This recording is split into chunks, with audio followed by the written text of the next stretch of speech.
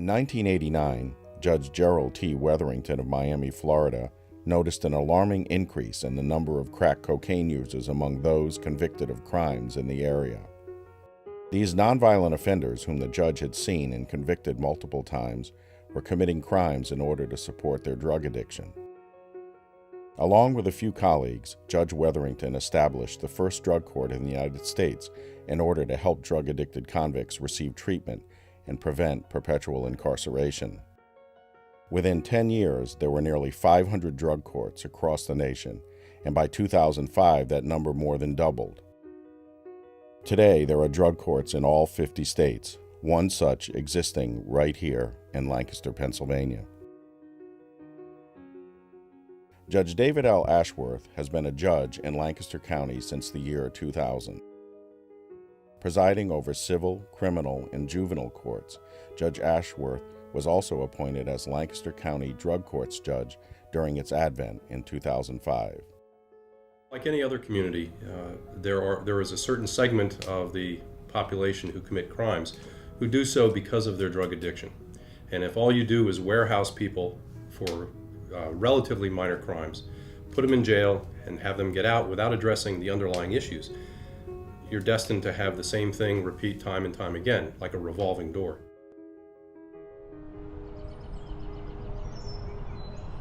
I started drinking when I was about 14 and gradually got into like smoking pot and dropping some acid here and there. And I just wanted to fit in. I never felt good like, going to Hempfield, and I just never fit in with that crowd really. And I picked up heroin when I was 17, and it pretty much was over from there. In the traditional case, I'm the referee. I provide the level playing field.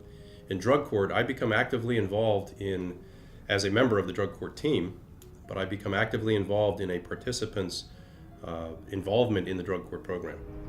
It was beneficial to know that the legal system was going to try to do something different with all these people who were going into jail because of substance abuse. And I found it very encouraging.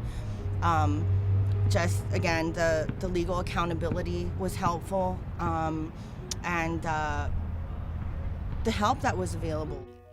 The underlying success of every drug court program depends on the cohesiveness, compatibility, and expertise of the program's backbone, the drug court team itself. This diverse group of talented professionals convenes weekly to discuss all aspects of each individual drug court participant's life. The team consists of the drug court judge, an assistant district attorney, a public defender, probation officers, a drug and alcohol counselor, a member of the Drug and Alcohol Commission, a mental health professional, and the individual who connects all the dots, Annie Flood, the drug court team coordinator. Mrs. Flood previously worked in the probation and parole field and has served as the drug court coordinator in Lancaster County since 2008. We take each individual person and we really try to focus on their needs and their concerns and try to establish plans related specifically to them. And as far as if someone is not doing well, we'll look at different sanctions, which could consist of essays or jail if warranted, but we try to give them activities that it's going to help them learn and find out more about themselves and to eventually help them with their recovery and get them on the right path.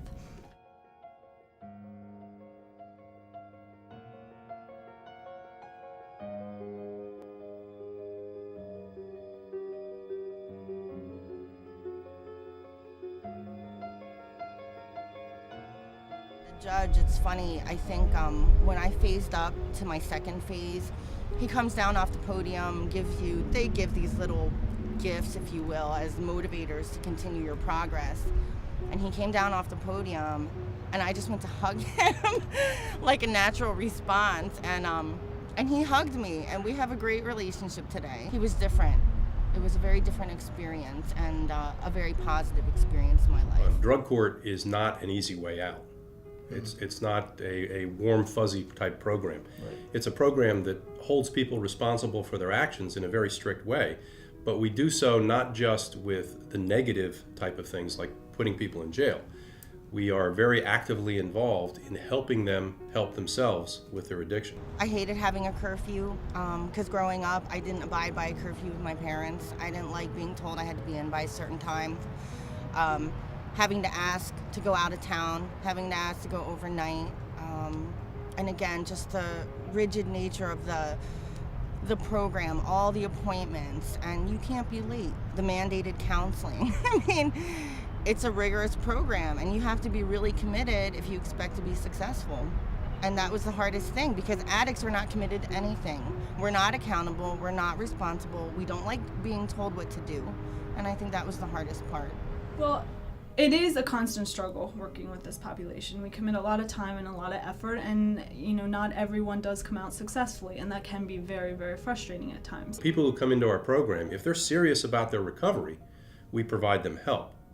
If they're still into playing games and they're still into their addictive behaviors, then they're held responsible, and frankly, they don't last very long in drug court.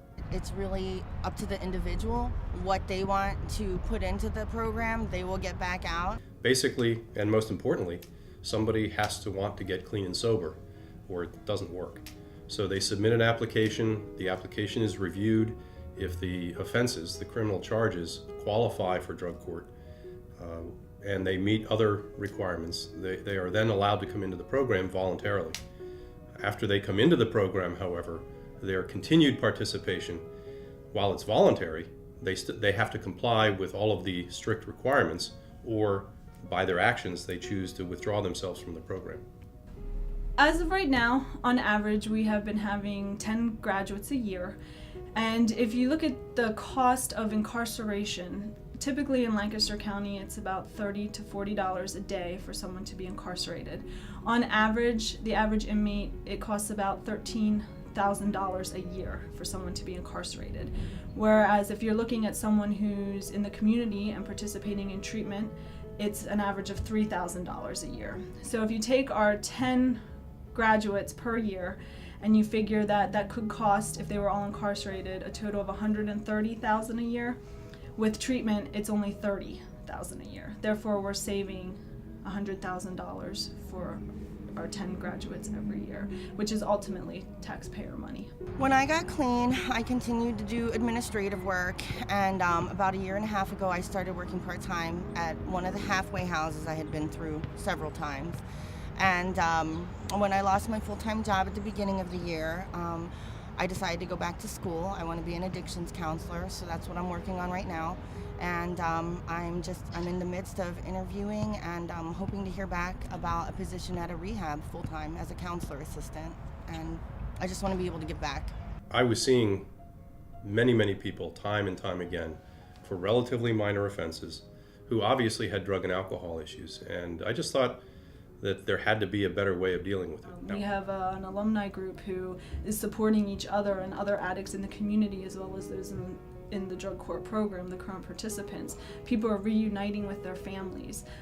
So all around, there's a lot of good benefits that we're seeing from the drug court program. It's incredibly gratifying to see people change their lives and at the same time take responsibility for their actions. The personal satisfaction of doing it is probably what got me started and what has kept me going as the drug court judge.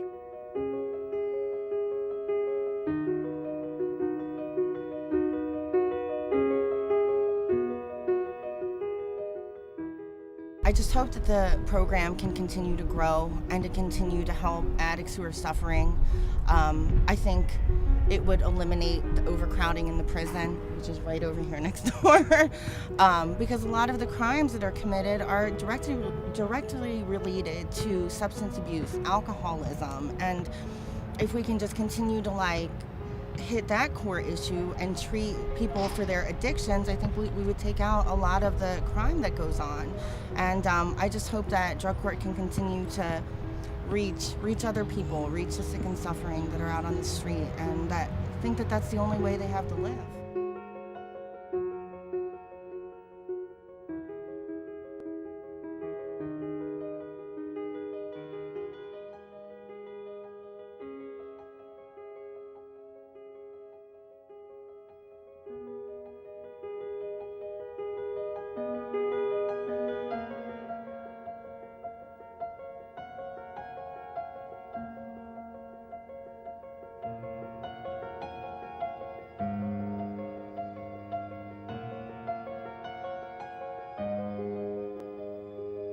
As drug courts continue to grow and evolve nationwide, Lancaster County Drug Court will be watched very closely as one specific court that is off to a very positive start. Thank you for watching.